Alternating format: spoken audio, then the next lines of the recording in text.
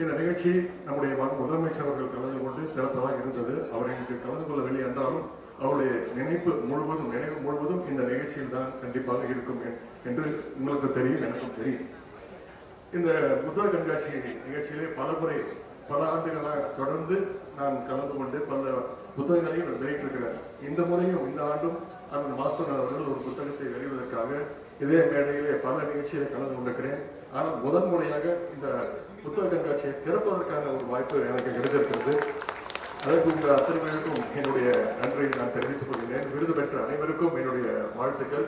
இந்த முறை நான் சிறப்பு விருந்தினராக மட்டும் இந்த நிகழ்ச்சியை கலந்து கொள்ளவில்லை, நானும் ஒரு பதிப்பாளராக இந்த நிகழ்ச்சியை கலந்து கொண்டிருக்கின்றேன்.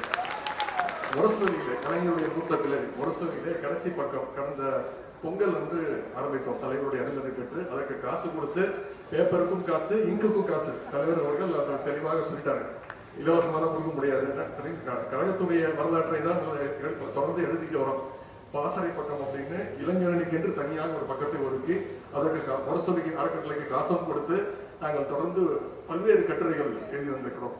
அதுல முத்தமிழர் பதிப்பகம் அப்படின்னு ஒன்று பதிப்பகத்தை ஆரம்பித்து கிட்ட 9 புத்தகங்கள். அதை நேற்று நம்முடைய முதலமைச்சர் கழக தலைவர் அவர்கள் தான் அந்த 9 புத்தகங்களையும் வெளியிட்டார்கள். அந்த முத்தமிழர் பதிப்பகம் உள்ள போனோன்னே 2வது கடை. நீங்க அத்தனை பேரும் சென்று அந்த புத்தகங்களை வாங்குறீங்களோ இல்லையா, அட்லீஸ்ட் படிச்சுட்டாவது நீங்க எல்லாம் போகணும்னு கேட்டுக்கொண்டு எனக்கு 5 மணிக்கு ஒன்றிய பிரதமர்களை சந்திப்பதற்காக டெல்லி செல்கின்றேன். எதற்காக செல்கிறேன்னு சொல்லிடுறேன், வேற எந்த பிரச்சனையும் கிடையாது. கேலோ இந்தியா போட்டிகள் முதல்ல தமிழ்நாட்டுக்கு நடத்துறதுக்கு அனுமதி கொடுத்திருக்கிறாரு.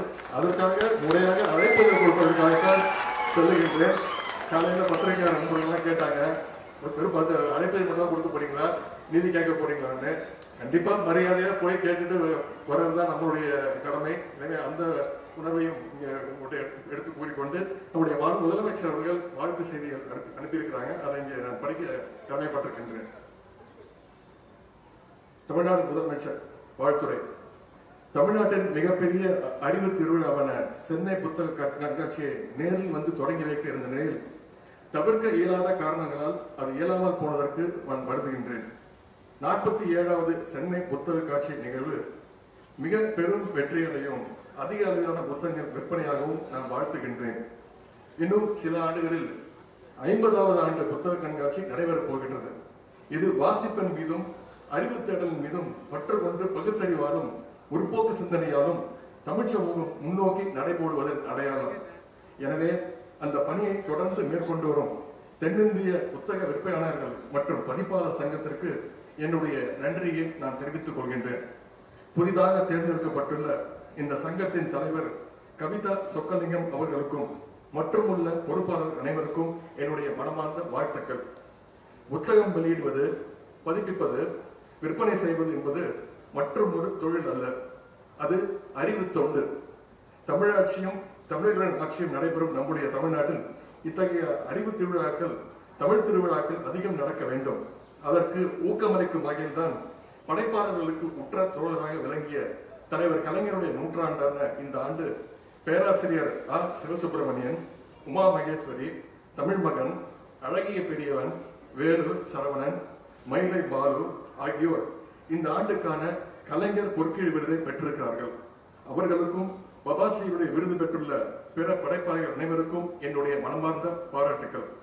வாசிப்பு பழக்கம் என்பது ஒரு தனி மனிதனின் அறிவுத்திறத்தின் அடையாளம் மட்டுமல்ல, ஒரு சமூகம், மாநிலம், நாடு எந்த அளவு வளர்ந்துள்ள என்பதற்கான அடையாளம்.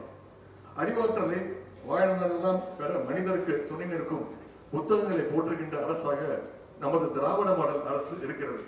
அதனால்தான் தலைவர் கலைஞர் அவர்கள் சென்னையில் அண்ணா 100ஆண்டு நூலகம் உருவாக்கினார். நாம் மதுரையில் கலைஞர் 100ஆண்டு நினைவு நூலகம் உருவாக்கியுள்ளோம்.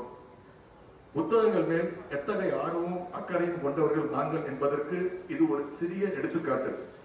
தமிழறிஞர்களின் நூல்கள் மற்றும் நாட்டுடைமை, எழுத்தாளர்களுடைய பிறந்தநாள் கூட்டங்கள், குறைந்த விலையில் சங்க இலக்கிய நூல்கள் வெளியீடு, திராவிட களஞ்சியம் உருவாக்கம், ஊடகவியலாளர்களுக்கு கலைஞர் எழுதுகோல் விருது, உலக பல்கலைக்கழகங்களில் செம்மொழி தமிழ் இருக்கைகள், நூலகங்களுக்கு சிற்றிதழ்கள், இலக்கிய மாமணி விருதுகள், உயரிய விருது பெற்ற எழுத்தாளர்களுக்கு கனவு இல்லம், திசைதோறும் திராவிடம், முத்தமிழர் மொழிபெயர்ப்பு திட்டம் என்று ஏராளமான தமிழ் காப்பு திட்டங்களை இன்றைய திராவிட முன்னேற்ற கழக அரசு செயல்படுத்தி வருகின்றது.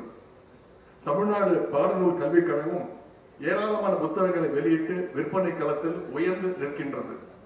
புத்தகம் வாசிக்கும் பழக்கத்தை மக்கள் இயக்கமாக மாற்றுவதற்காக சென்னை புத்தக காட்சியை போல தமிழ்நாட்டின் எல்லா மாவட்டங்களிலும் கடந்த ஆண்டு முதல் புத்தக கண்காட்சி நடத்தப்பட்டு வருகின்றன. அடுத்தடுத்ததாக தமிழ்நாடு அரசு எடுத்த மிக முக்கியமான முயற்சி என்பது பன்னாட்டு புத்தக கண்காட்சி. உலகளாவிய அறிவு பரிமாற்றத்தை நோக்கமாக கொண்டு நமது செழுமையான தமிழ் இலக்கிய படைப்புகளை உலகம் முழுக்க எடுத்துச் செல்லும் சிறந்த பன்னாட்டு அறிஞர்கள் மற்றும் எழுத்தாளர்களுடைய படைப்புகளை பற்ற தமிழில் அவற்றை வழங்கவும் நடத்தப்படுகின்ற இந்த பன்னாட்டு புத்தக கண்காட்சியில் இந்த ஆண்டு 38 நாடுகள் பங்கேற்க இருக்கின்றன. வருகின்ற 16, 17, 18 ஆகிய நாட்களில் நந்தம்பாக்கத்தில் உள்ள சென்னை வர்த்தக மையத்தில் 6 கோடி ரூபாய் செலவில் இது நடைபெற இருக்கின்றது. ஆங்கில எழுத்துலகத்தில் இருப்பதை போலவே 20 இலக்கிய முகவர்களை பயிற்சி கொடுத்து தமிழ்நாடு அரசு உருவாக்கி இருக்கின்றது. எழுத்தாளர்களுக்கும் வெளிநாட்டு பதிப்பு நிறுவனங்களுக்குமான பாடமாக இந்த இலக்கிய முகவர்கள் இருப்பார்கள். தமிழ் படைப்புகள் உலகின் பிற மொழிகளுக்கு கொண்டு செல்லப்படும். இந்தியாவில் எந்த மொழிக்கும் இப்படி இலக்கிய முகவர்கள் இல்லை என்கிற அளவில் இந்த முயற்சியை நாம் மேற்கொண்டு வருகின்றோம். அதேபோல் கடந்த ஆண்டு தமிழ்நாடு அரசு எடுத்த இன்னொரு மிக முக்கியமான முன்னெடுப்பு என்பது இலக்கிய திருவிழாக்கள். சென்னை, பொருணை, சிறுவாணி, காவிரி, வைகை என இலக்கிய திருவிழாக்கள் தமிழ்நாட்டின் பல்வேறு நகரங்களில் சிறப்பாக நடத்தப்பட்டு வருகின்றன. இளைஞர்களின் படைப்பாற்றலை ஊக்குவிக்கும் வகையில் இந்த ஆண்டு முதல் இளைஞர் இலக்கிய திருவிழா நடத்தப்பட இருக்கின்றது. இலக்கியம் என்பது இயக்கமாக மாற வேண்டும். மனிதரின் அன்றாட பழக்கமாக வாசிப்பு பழக்கம் இருக்க வேண்டும். புத்தகங்களை பரிமாறிக்கொள்வதை ஒரு இயக்கமாகவே நான் உருவாக்கி இருக்கின்றேன். எனக்கு அன்பளிப்பாக வழங்கப்படும் புத்தகங்களை கிராமப்புற நூலகங்களுக்கும் வாசக சாலைகளுக்கும் வழங்குவதை நான் வழக்கமாக வைத்துள்ளேன். புத்தகம் வழங்குவது என்பது அறிவு கொடையாக அமையும். புத்தகங்கள் வாங்குகின்ற பழக்கத்தை, நூலகங்களுக்கு செல்கின்ற பழக்கத்தை பள்ளி காலத்திலேயே மாணவர்களுடன் ஏற்படுத்த வேண்டும். புதிய சிந்தனைகளை கல்லூரி மாணவர்களிடம் உருவாக்க வேண்டும். இது தமிழ் பற்றை, தமிழ் ஆர்வத்தை, தமிழ் உணர்ச்சியை, தமிழ் எழுச்சியை உருவாக்கும். சின்னச்சாமியும் அரங்கநாதும் தீக்குளித்தார்கள்.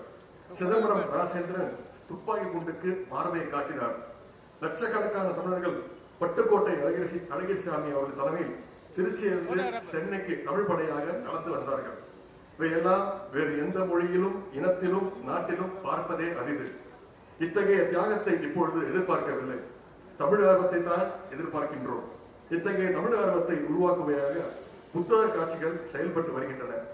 தமிழினம் சிறக்க வேண்டுமானால் தமிழ் மொழி சிறக்க வேண்டும்.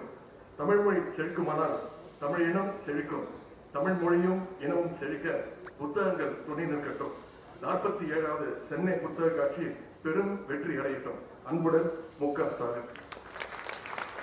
இந்த வாய்ப்பை அளித்த முதலமைச்சர் அவர்களுக்கும், வந்திருக்கக்கூடிய எழுத்தாளர்கள், பதிப்பாளர்கள் அத்தனை பேருக்கும், நம்முடைய பள்ளிக்கல்வித்துறை அமைச்சர் அவர்களுக்கும் மீண்டும் என்னுடைய நன்றியை தெரிவித்து வாய்ப்புக்கு நன்றி கூறி விடைபெறுகின்றேன். நன்றி, வணக்கம். புத்தக காட்சி